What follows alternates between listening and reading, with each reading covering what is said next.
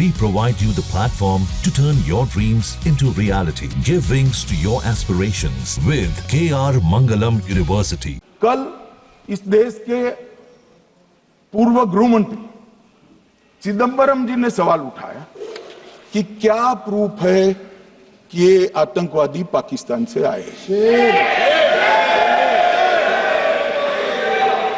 और मान्यवर कब उठाया? जब संसद में चर्चा होने वाली थी।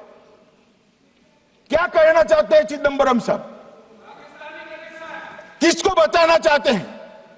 पाकिस्तान को बचाकर आपको क्या मिलेगा? वो ये कह रहे हैं कि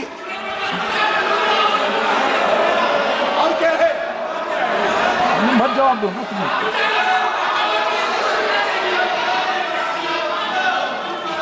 मान्यवर हमारे पास, मैं आज चिदंबरम साहब को कहना चाहता हूं, मैं आज चिदंबरम साहब को आपके माध्यम से कहना चाहता हूं, हमारे पास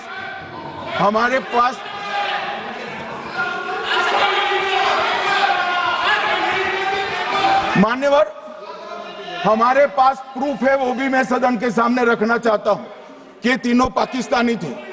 3 में से 2 के पाकिस्तान के वोटर नंबर भी आज हमारे पास उपलब्ध है। मान्यवर ये राइफलें हैं, ये राइफलें भी हमारे पास उपलब्ध है। इनके पास से जो चॉकलेटें मिली हैं, वो चॉकलेटें ढोक में से मिली, वो भी पाकिस्तान की बनाई हुई चॉकलेट है। मान्यवर ये कहते हैं कि पाकिस्तानी नहीं थे, इसका मतलब पूरी दुनिया के सामने इस देश का एक पूर्व गृह मंत्री पाकिस्तान को क्लीन चिट दे रहा है। और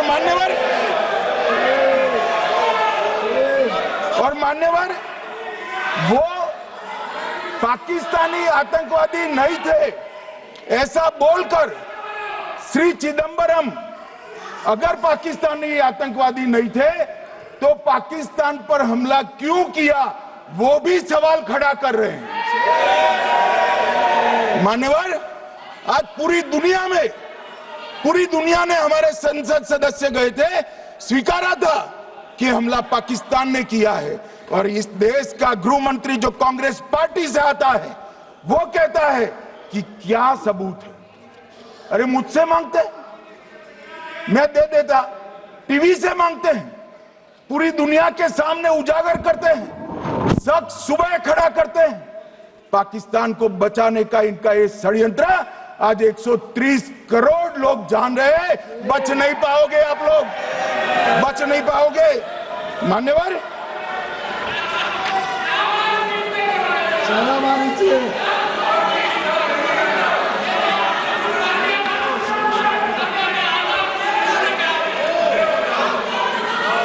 मान्यवर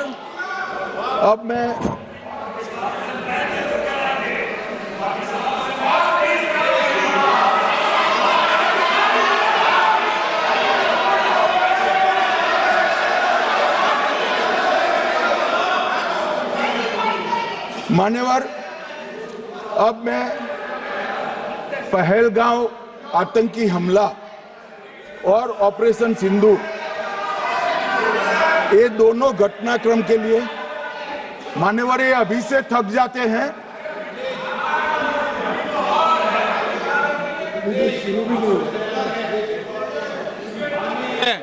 प्लीज बैठिए।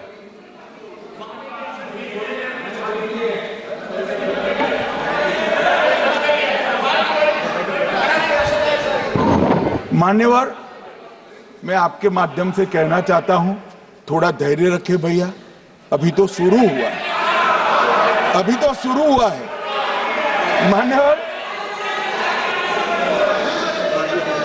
मैं पहलगांव आतंकी हमला और ऑपरेशन सिंदूर के बारे में पूरा घटनाक्रम बताना चाहता हूं। कल ढेर सारे सवाल उठाए। वैसे तो मुझे लगता था कि कल रक्षा मंत्री जी के भाषण के बाद शायद कांग्रेस पार्टी सपोर्ट में भाषण देना शुरू करेगी, और अगर थोड़ी बहुत जनता की इच्छा की परख होती तो वो ही करते, मगर नहीं करा, क्योंकि रक्षा मंत्री जी ने बहुत बारीकी से ऑपरेशन सिंदूर की सफलता, इसकी जरूरियात, इसकी प्रासंगिकता और इसके परिणाम, इसके बारे में बहुत अच्छे तरीके से सदन के माध्यम से पूरी देश की जनता के सामने रखा जाए। मगर फिर भी उन्होंने बहुत सारे सवाल किए।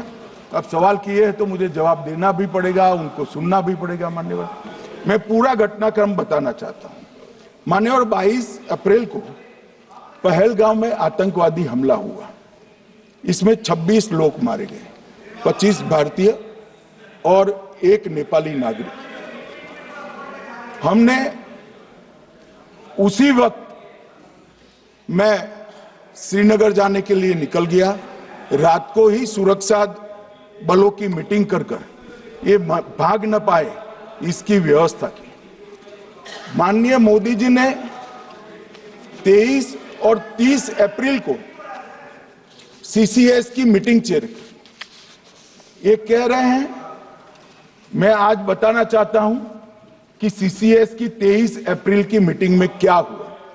सबसे पहला कांग्रेस पार्टी का ब्लंडर था सिंधु जल संधि, इसको स्थगित करने का काम नरेंद्र मोदी जी ने किया। हमने अटारी के माध्यम से एकीकृत जांच चौकी जो चलती थी उसको बंद कर दिया। पाकिस्तानी नागरिकों के सार्क वीजा को सस्पेंड कर सभी को वापस पाकिस्तान भेजने का काम किया। पाकिस्तान स्थित उच्चायोग ने रक्षा, सैन्य, नौसेना के सलाहकारों को अवांछनीय व्यक्ति घोषित किया।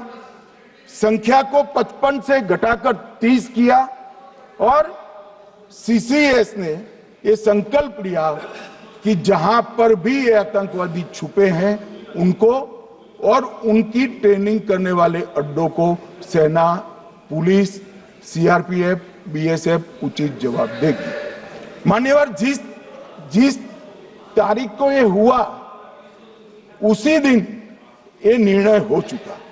मान्यवर, इसके बाद में कल गोगाई जी कहते थे मोदी जी 24 को पहलगाम जाने की जगह बिहार गए। सुनो यार। मान्यवर, मोदी जी जब ये पहलगाम घटना हुई यहां नहीं थे, विदेश में थे। आने के बाद तुरंत सीसीएस बैठक की और मोदी जी जिस दिन बिहार गए उस दिन पहलगाम में कुछ नहीं, कोई नहीं था, सिर्फ राहुल गांधी थे। सारे लोग चले गए थे, सारे लोग वहां से अपने अपने ठिकाने पर चले गए थे।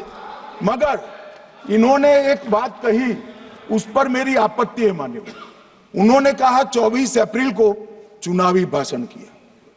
मान्यवर, देश का नेतृत्व करने वाले देश के प्रधानमंत्री की फर्ज होती है कि देश की संप्रभुता पर, देश के नागरिकों पर अगर ऐसा जघन्य हमला होता है तो जनता की भावनाओं के अनुरूप जवाब देना चाहिए। जहां भक्ति है हर शब्द में, कथाओं में छुपे हैं दिव्य रहस्य और ज्योतिष देता है जीवन को दिशा। धर्म से जुड़ी हर बातों को जानने के लिए हमारे चैनल स्तुति को सब्सक्राइब करें।